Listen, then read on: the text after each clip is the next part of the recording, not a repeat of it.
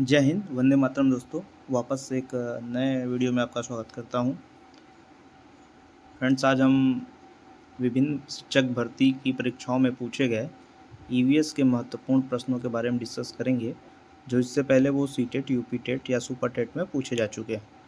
तो चलिए दोस्तों, पहला प्रश्न है, उस वैज्ञानिक का क्या नाम है जिसने सर्वप्रथम मच्छर के पेट के अंदर ताकझाक की और यह सिद्ध किया कि मलेरिया मच्छर से फैलता है तथा इस अनुसंधान के लिए दिसंबर 1902 में चिकित्सा के क्षेत्र में उन्हें नोबेल पुरस्कार दिया गया। 4 ऑप्शन हैं, रोनाल्ड रोश, चार्ल्स डार्विन, ग्रेगर मेंडल या जॉर्ज मिस्ट्रल। तो फ्रेंड्स देखिए, इसका जो सही उत्तर होगा वो होगा ए, रोनाल्ड रोश। रोनाल्ड रोश वो वैज्ञानिक हैं जिन्होंने मच्छर के पेट के अंदर ताकझाक की थी और ये सिद्ध किया था कि मलेरिया जो है वो मच्छर से ही फैलता है। अगले प्रश्न की तरफ बढ़ते हैं। प्रश्न है, हाथियों के झुंड के बारे में सही कथनों को चुनिए। हाथियों के झुंड में केवल हथिनियां और 14-15 वर्ष के बच्चे ही रहते हैं। हाथियों के एक झुंड में किसी एक ही परिवार के सदस्य होते हैं।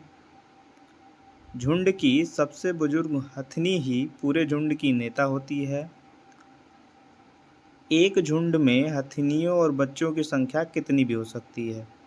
4 ऑप्शन दिए गए हैं।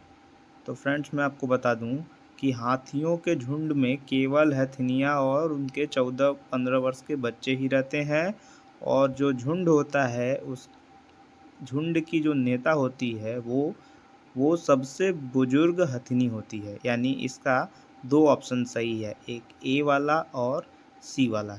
इसलिए इसका सही उत्तर होगा तीसरा, ए और सी। बढ़ते हैं अगले प्रश्न की तरफ।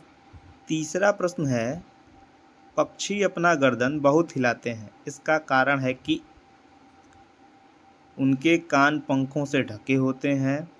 दूसरा, उड़ सकते हैं। तीसरा, पक्षियों की आँखें की पुतली घूम नहीं सकती। चौथा, पक्षियों की आँखें छोटी होती हैं। तो दोस्तों देखिए, पक्षी अपना जो गर्दन बहुत हिलाते हैं उसका कारण ये होता है कि पक्षियों की आँखों की पुतलियाँ घूम नहीं पाती हैं, जिनकी वजह से वो अपना गर्दन हिलाते हैं।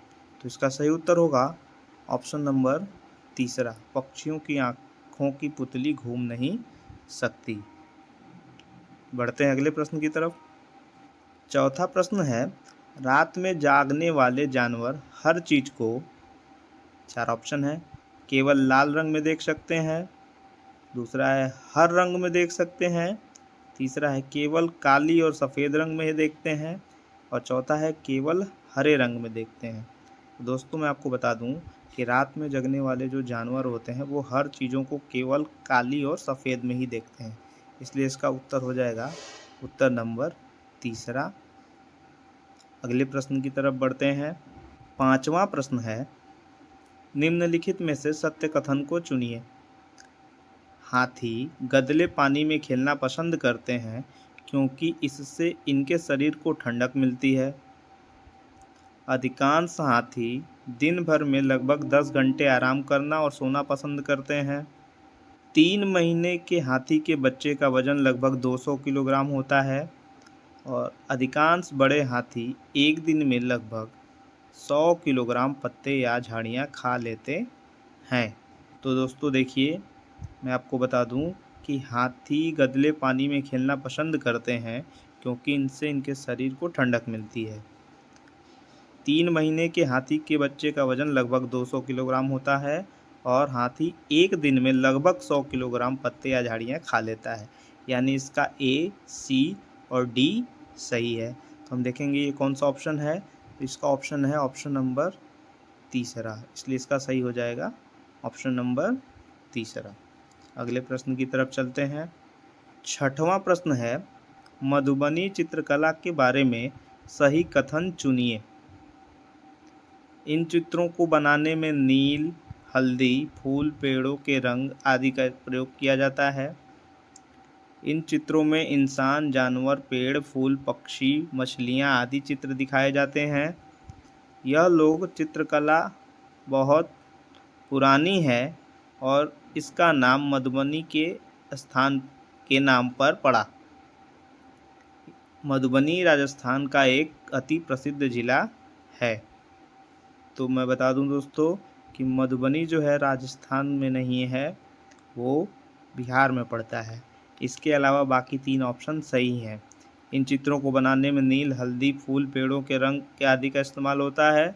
इन चित्रों में इंसान, जानवर, पेड़, फूल, पक्षी, मछलियों के चित्र होते हैं और यह लोक चित्रकला बहुत पुरानी है।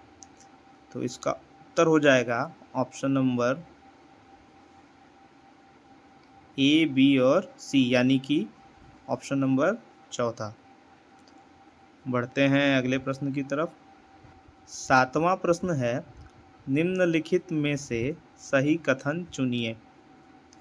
जिन जानवरों के बाहरी कान व शरीर पर बाल होते हैं वे बच्चे देते हैं। दूसरा है, जिन जानवरों के बाहरी कान व शरीर पर बाल नहीं होते वे अंडे देते हैं। तीसरा, जिन जानवरों के बाहरी कान व शरीर पर बाल नहीं होते वे बच्चे देते हैं। और चौथा है, जिन जानवरों के बाहरी कान व शरीर पर बाल होते हैं वे अंडे देते हैं। तो दोस्तों मैं बता दूं आपको कि जिन जानवरों के बाहरी कान और शरीर पर बाल होते हैं वे बच्चे देते हैं।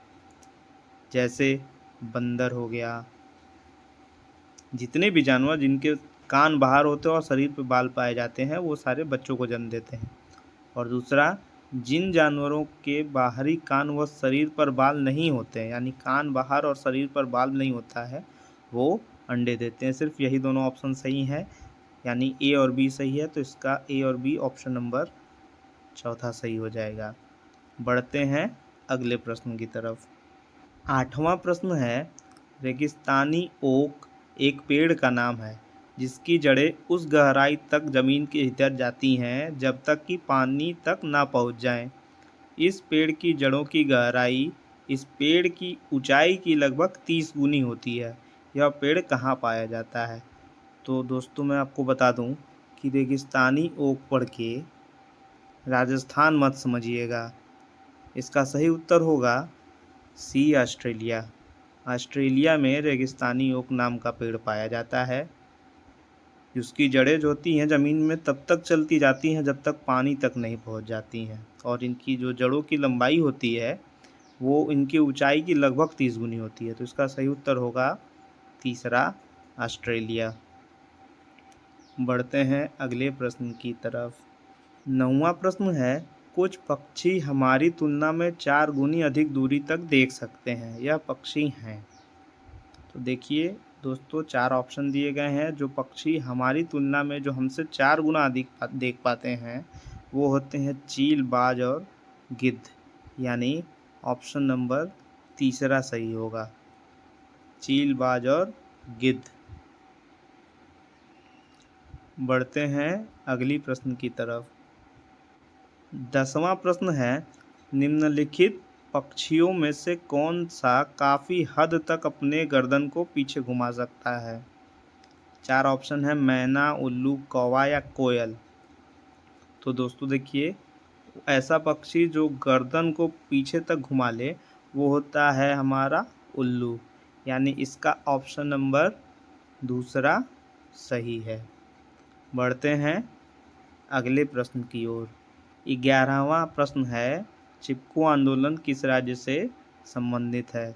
ये बहुत ही पुराना और बहुत ही महत्वपूर्ण प्रश्न है जो कई परीक्षाओं में पूछ चुका है, चाहे वो सीटेट हो, यूपी टेट हो, सुपर टेट हो, इसके अलावा हरियाणा का हो, बिहार में होने वाली वैकेंसीज़ हो। तो मैं आपको बता दूं दोस्तों कि चिपको आंदोलन जो होता है वो उत्तराखंड से शुरू हुआ था। ऑप्शन नंबर चौथा इसका सही होगा। अगले प्रश्न की तरफ बढ़ते हैं।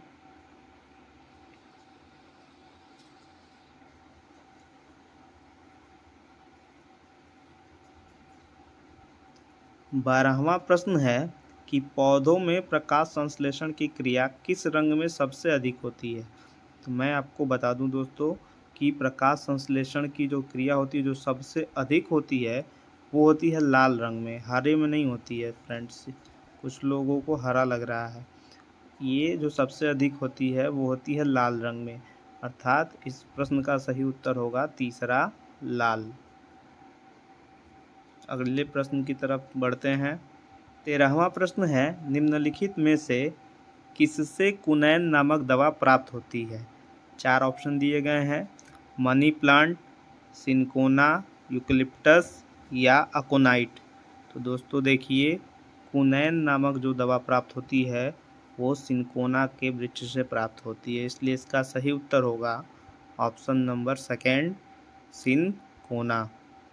अगले प्रश्न की तरफ चलते हैं। 14वां प्रश्न है, निम्नलिखित में से कौन सा सदाबहार पेड़ नहीं है? 4 ऑप्शन दिए गए हैं, नीम, इमली, बबूल या सहतूत। तो दोस्तों देखिए, जो सदाबहार पेड़ होते हैं वो, इसका सही उत्तर होगा चौथा सहतूत। सदाबहार पेड़ जो वर्ष भर हरे भरे बने रहते हैं। बढ़ते हैं अगले और अंतिम प्रश्न की तरफ। 15वां प्रश्न है, भूरा कोयला के नाम से पुकारा जाता है। देखिए दोस्तों, भूरा कोयला जो होता है वो लिग्नाइट को कहा जाता है, इसलिए इसका सही उत्तर होगा दूसरा लिग्नाइट को। तो दोस्तों, उम्मीद करते हैं कि आपको आज का वीडियो पसंद आया होगा। बहुत बहुत धन्यवाद।